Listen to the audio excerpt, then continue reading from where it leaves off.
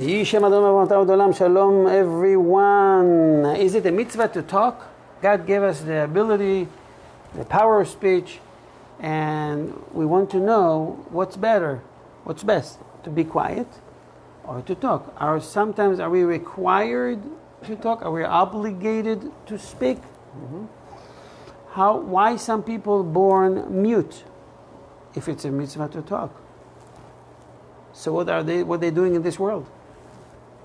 If it's a mitzvah to talk, are they fulfilling the mitzvah or any blessing without talking? They don't have the ability to speak. I just want to answer these questions today. Please. Right.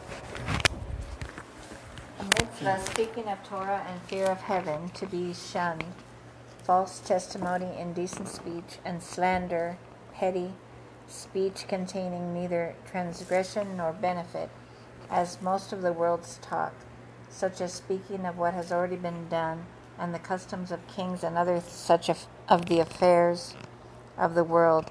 Beloved, speech in praise of good deeds and in depreciation of evil deeds, praising the deeds of the righteous to credit their customer in the eyes of others so that they emulate their ways, and condemning the evildoers so that they are demeaned and made despicable in the eyes of man, and their memories blotted out, so that men remove themselves from them and do not emulate their ways.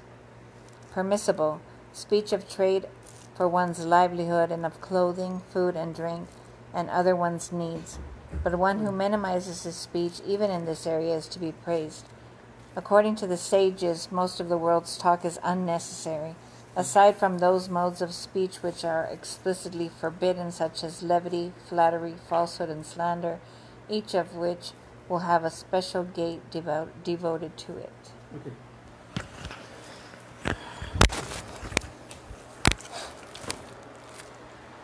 Now, everybody, that this book teaches us a great lesson.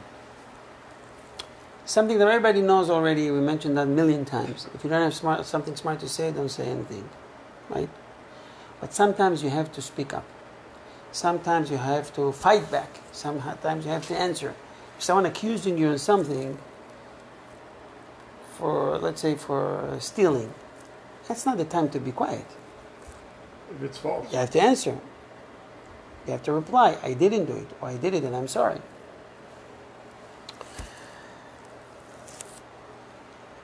Sometimes there is a mitzvah to talk,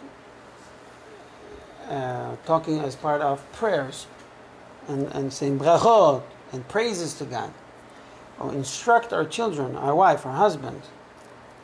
If you have to talk business, you have to talk. But as we've learned today, even about business, the less the better. Short, brief, and to the point. Many times it saves you a lot of troubles. But you said, but you promised, but you did. Be short as you can, like instructions in the menu for, camera or any other device. It's short and brief. Not too many stories. Press this, do this, that's going to happen. Every person is born with amount of words. When he finishes this amount, he's either become mute or dies. So you want to use these words wisely. You would see people at a certain age, they can't talk. 5 years, 10 years, 15 years, getting old, they can't speak. Nobody understands what they're saying. They probably finished the arsenal of the words they're born with. Every word that comes out of your mouth, you'll be judged for. You want to use these words for cursing, you'll be judged for it. For blessings, you'll be judged for it too. You'll get a reward. If you curse, you bring bad karma to your life. You're bringing bad energies to your life. And it doesn't matter which language you use these curses and street words. Some being careful to speak nicely, they can control that. Around people that they respect maybe, or family or parents, but outside they act like, the people outside. It shouldn't be like that. If we know we have to guard and watch our mouth, it should be at all time. No curses, no bad words. Every word should be calculated.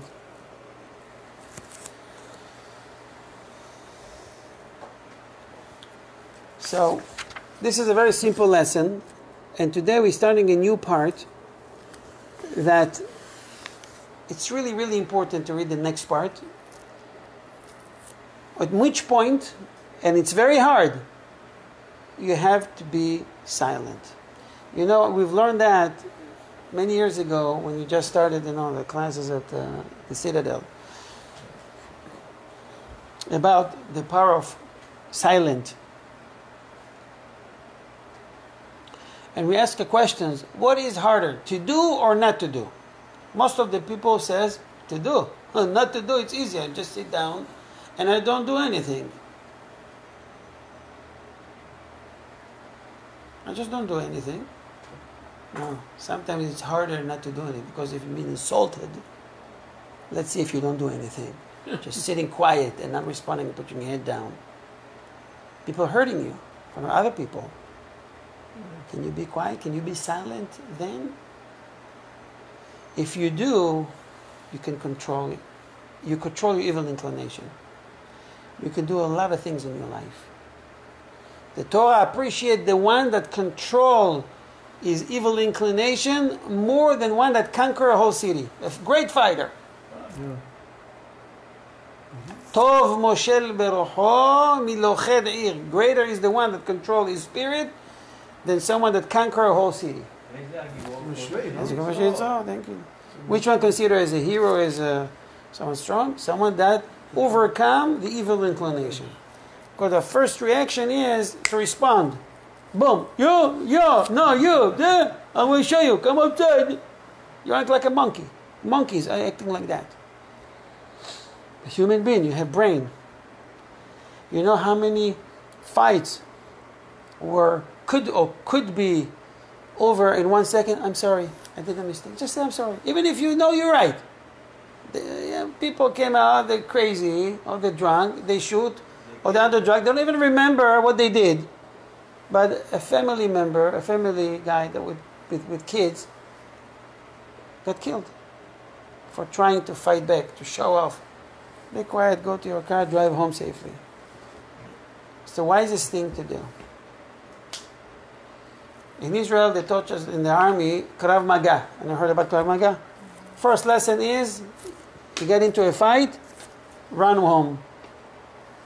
Krav Maga is when you put you to the corner and you have to fight. First thing to do, say, no, I'm sorry. Sorry, go home. That's the safest thing to do. If you've been pushed, there's no other way. They teach you how to fight. Make sense? Go ahead. I'm losing battery. I think I have maybe 5 minutes. Silence is good in many situations, such as that of one who has been visited with the attribute of justice, as in the case of Aharon, where it is written in Vayikra 10:3, and Aaron was silent. Why he was silent? He lost 2 of his children that they act like great righteous. They want to sacrifice before God. They did everything they learned. They wanted to do for the sake of Hashem, but they did it wrong because this was not their place to do things without consulting with Moses. Moshe says, such a righteous kids, they did something for you, Hashem. He didn't say anything. Hashem knows better than me. I'm not running the world. I'm so small. I don't even have the ability to understand what just happened. Can you imagine? He lost 2 of his righteous children and he was silent. And because of that, God paid him forever. For many years after. He's the highest priest, and only the descendants of Aaron can become priests. Vayidom Aharon, and Aharon was silent. It's a well-known verse or sentence in the Torah.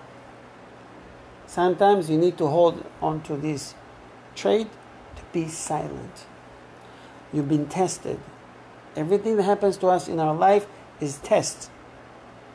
Hashem says, please pass this test because I want to give you what you asked me 3 days ago. But, oh, you got angry again. Okay, wait for next time. And again and again and again. And you know for years, what happened, Hashem? And they will show you one day in the movie. You see, I wanted to give you, but you lost your temper. Waiting for you to be quiet, and you talked again. And when they left, you said Lashon Hara about them. When Hashem says, be quiet at all time, before, during, and after. You passed the test, now you're ready to accept what you were asking for. Hashem doesn't give free gifts. You want something, you need to earn it. It's very hard. Mind work, spirit. Believe me, guys, what I'm telling you. Maybe you disagree, but the spirit is much stronger than our muscles. Our mind is much stronger. Yeah. I did things. I was very little in the Israeli army, but the mind, the spirit, hold me not to break. At certain time, I couldn't believe that I could do that. At certain hours under the heat and the weight that I have on my shoulder, and with all the situation, but we had good commanders that give us the spirit, and we were not believed today. How could they do that? The spirit. Control your mind. And you'll be amazed of what you can do and how long you can hold. People can break easily in jail or I don't know where, but some people hold themselves for years strong in Siberia. And they come out stronger than ever. There's a saying, I'm sure there's it in English also, Ma shelo horeg mechashel. What doesn't kill you Makes you makes you strong. stronger.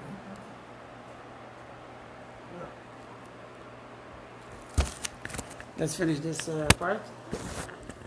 And if one hears others insulting him, he should remain silent. Silence is in the face of insult is a great virtue. One should accustom himself to silence in the privy, which is modesty. Berachot 62b. And it requires great zeal to remain silent in the synagogue, to refrain from speaking even in words of Torah. How much more so to refrain in other matters? Okay. So, it says, even to be quiet in the Bet Kiseh, in the restroom. Oh, you Today, I saw it, someone sent me that video a year ago. There is more people that suffers from hemorrhoids than ever. It increases tremendously. You know why? One of the tricks, sitting on the toilet for too long. Why? Because they're holding their phone. Facebook, TikTok, all this, and another movie, instead of 5 minutes, 15 minutes. And more people suffer from hemorrhoids. I'm not kidding. I read the research about it. This is just a side note. But even in the restroom, you learn to be quiet. You know, there's a question halacha in the Jewish law if you can say shalom in the mikveh or in the shower. Shalom! Because shalom is one of Hashem's name. Yeah. So you have to be careful. So many, wow, battery's gone. Many people don't know what to do. So they have, I don't know, a brochure or magazines of car sales in different language, not to read Hebrew, the holy language. Definitely not to have Bible, Tanakh. It's not. Some people don't know. They think it's okay. It's a disgrace. It's not appropriate. Even in Bet Knesset, when you're supposed, in the shul, in the synagogue, when you're supposed to talk, we are supposed to talk about things that are related to the synagogue, which are Torah, Halacha, Torah classes, or maybe the cantor, the rabbi, or those. They have to talk sometimes about mundane things, the lights, the air conditioning, but things are related to the shul itself. Don't talk business. You want to have a bad luck in your business? Talk business in the shul. You talk business, there's no beracha in that business. Forget it. You're going to lose this business.